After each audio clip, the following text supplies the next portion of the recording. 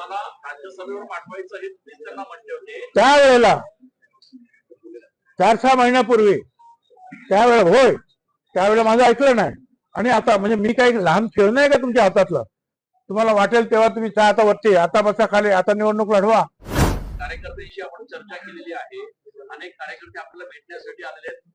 कार्यकर्त्यांचं काय म्हणणं आहे, काय चर्चा झाली? नाही झाकले जातात नाही सेंटरला पाहिजे. हो बरं ठीक. तू जरा तिकडे हो. कार्यकर्त्यांशी अनेक ठिकाणून कार्यकर्ते आपल्याला भेटायला आले. कार्यकर्त्यांनी जे आहे आपलं दुःख, आपली निराशा, आपली उद्विग्नता जी आहे ती प्रत्येकाच्या आपल्या वेगवेगळ्या भाषेमध्ये त्यांनी मांडली. आणि मी पण त्यांना जो आहे जे काही झालं आहे गेल्या 5-6 महिन्यापासून लोकसभेपासून त्याचा सगळा इतिहास त्यांच्यासमोर मांडला. आणि एकूण जे आहे त्याचा आता परत मतदारसंघामध्ये आम्ही जातो आहोत. तिथे काही लोक म्हणतात त्यांच्याशी चर्चा करू. परत उद्या महाराष्ट्रातले सगळे आमचे कार्यकर्ते जे आहेत, समर्थक आहेत, ओबीसीचे लोक आहेत, समता परिषदेचे लोक आहेत, हे सगळे जे आहेत उद्या येणार आहेत. त्या सगळ्यांची चर्चा करू. आम्ही जो विचार करू शांतपणे करू.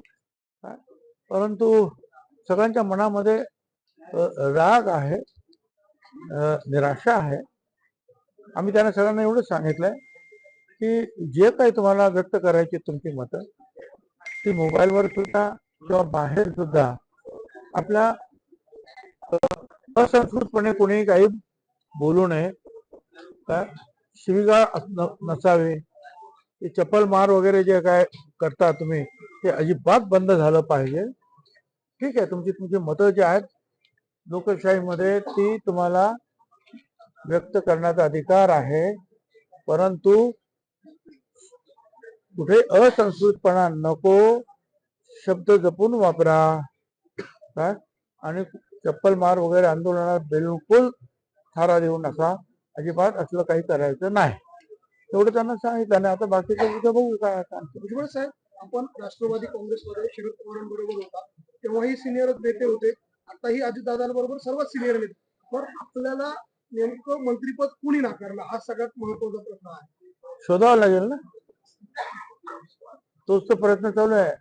कुणी नाकारलं आणि कुणी नाकारलं तरी शेवटी जे आहे त्या पक्षाचा जो प्रमुख आहे, बीजेपीचा प्रमुख जे आहेत तिथले सरकारमधले ते देवेंद्र फडणवीस आहेत, ते निर्णय घेतात. शिंदे गटाचे जे प्रमुख आहेत ते शिंदे साहेब आहेत, ते त्यांच्या गटाचा निर्णय घेतात. प्रफुल्ल पटेल असं म्हणलंय की राज्यसभेवर हो मला हे बघा, लोकसभेवर मी जातो म्हणालो, ऐन वेळा तुम्ही कच खाल्ले, नाव जाहीर न केलं. राज्यसभेची जागा आली, मी म्हटलं मला जाऊ द्या, त्यांच्याला सुनीता ताईने पाठवायचं. मी म्हटलं बघ ठीक आहे, मात्र मी काय बोलतच नाही. दुसरी जागा आली, त्या ठिकाणी मकरंद पाटील यांचे बंधू नितीन पाटील यांचं नाव द्यायला लागले. अरे म्हटलं मला जाऊ द्या, माझा फायदा तुम्हाला होईल पक्षाला, माझा चांगला फायदा तुम्हाला पक्षावर, मला जाऊ द्या. मी 40 वर्ष झाली इथे आहे. नाही मग मी त्यांना आम्ही शब्द दिला. आणि तुम्ही जे आहे हे इथे लढाईत असणं आणि महाराष्ट्रात असणं ही पक्षाची गरज आहे आणि तुम्हाला लढलं पाहिजे. आम्ही लढलो आणि लढल्यानंतर आता ते सांगतात की तुम्ही राज्यसभेवर जा का, तर मकरंद पाटील यांना मंत्री करायचं. त्यांनी ते केलं. आता त्यांना ते त्याच्या भावाला सांगणार तू राजीनामा दे, खाली आहे. आणि मग मला सांगणार तुम्ही आता जा वरती. मी म्हटलं मला पाहिजे होते हे तर मला, मी काही लपून ठेवलं नाही. पण आता मी निवडणूक लढलो, आत्ताच संपली निवडणूक, अजून त्या मतदारसंघात काही प्रश्न निर्माण झालेले आहेत ते सोडायचे आहेत. माझ्यासाठी जीव काढला माझ्या लोकांनी मला निवडून आणण्यासाठी.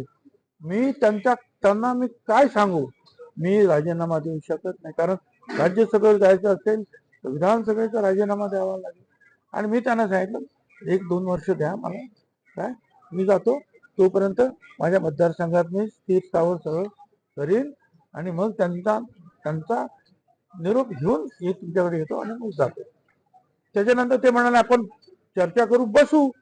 तर कधी बसलेच नाही. तुमच्याशी संपर्क करताय, ते तुम्हाला फोन करताय, तुम्ही त्यांचा फोन उचलत नाही असं कळतं. अजिबात चुकीची गोष्ट आहे. प्रफुल्ल पटेल जे आहेत यांना फोन करतात आणि हे फोनवर त्यांच्याशी बोलतात. तुम्ही साहेब, बोला. अजित पवारांशी काही संपर्क साधला का आपल्या? नाही पुढे अमित शहा यांच्या हे राष्ट्रवादीच्या नेत्यांना अर्थात प्रफुल्ल पटेलांना असं किंवा अजित पवारांना हे खटकलंय म्हणून आपला पत्ता कट झाला असं काही?